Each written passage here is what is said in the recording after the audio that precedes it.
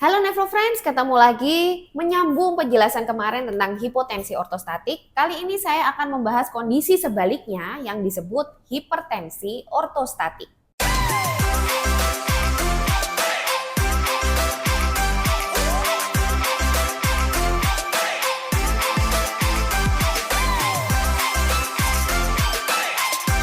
Kebalikan dari hipotensi ortostatik, hipertensi ortostatik ini adalah peningkatan tekanan darah pada saat perubahan posisi, terutama dari tidur, duduk, ke berdiri. Memang secara normal itu kalau ada perubahan posisi seperti itu, harusnya memang tekanan darah kita itu naik, lalu ada sensor-sensor dan proses-proses yang kompleks di dalam tubuh untuk menyetabilkan tensi itu kembali. Tapi tetap kalau misalnya peningkatannya itu melebihi normal, yaitu peningkatannya lebih dari 20 mm Hg untuk tekanan sistoliknya dan lebih dari 10 mm Hg untuk tekanan diastoliknya, itu akan tetap menyebabkan keluhan-keluhan yang mirip dengan hipotensi ortostatik tadi, yaitu keluhan pusing, berkunang-kunang, mata kabur, bahkan sampai pingsan. Agak sulit memang membedakan dari gejala karena hipotensi dan hipertensi ortostatik ini sangat mirip. Jadi untuk membedakannya ya harus dilakukan pengukuran tekanan darah pada saat si pasien itu berdiri paling tidak minimal 3 menit. Penyebabnya mirip dengan hipotensi ortostatik juga, yaitu selalu adanya gangguan sensor ya. Jadi gangguan sensor yang membaca bahwa memang perubahan posisi itu membutuhkan peningkatan tekanan darah dengan batas tertentu. Nah, gangguan-gangguan sensor ini memang paling sering yang pertama dialami oleh orang usia lanjut ya, karena dengan pertambahan usia pasti ada penurunan fungsi banyak organ termasuk sensor tubuh itu tadi. Lalu yang kedua, adanya gangguan pada saraf otonom. Nah, ini sering terjadi pada penderita-penderita misalnya penderita diabetes, penyakit ginjal kronik, atau penyakit stroke dan penyakit saraf-saraf otonom yang lain.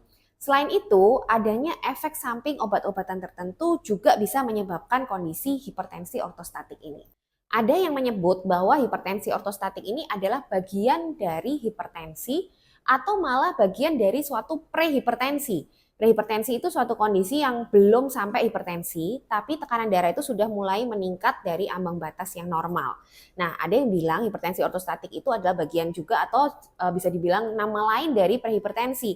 Jadi bisa terjadi pada orang-orang yang sebenarnya mengalami prehipertensi. Nah, misalnya benar seperti itu sebetulnya bisa menjadi alarm ya buat orang-orang yang ternyata mengalami prehipertensi, itu dia bisa mengalami hipertensi ortostatik duluan. Jadi kalau ada pasien yang mengalami hipertensi ortostatik, kita harus melakukan pengukuran tekanan darah rutin di rumah yang saya sebut home blood pressure monitoring. Ini kalian bisa lihat caranya di video ini ya, karena itu bisa memastikan sebetulnya bagaimana kondisi tekanan darah dalam satu hari dari pasien tersebut.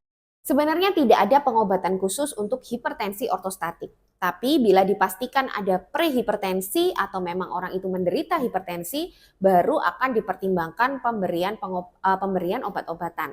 Tapi yang selalu saya ingatkan bahwa pengobatan baik itu prehipertensi maupun hipertensi yang utama adalah mengubah gaya hidup, yaitu mengubah pola makan, olahraga rutin, mengatur stres psikis, cukup tidur, dan lain sebagainya. Jadi pemberian obat-obatan juga sama indikasinya seperti pemberian obat-obatan pada kondisi prehipertensi maupun hipertensi.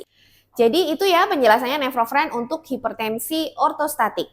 Pada prinsipnya kalau kalian mengalami gejala-gejala seperti yang saya jelaskan tadi, baik itu hipotensi ortostatik maupun hipertensi ortostatik, segera konsultasi ke dokter.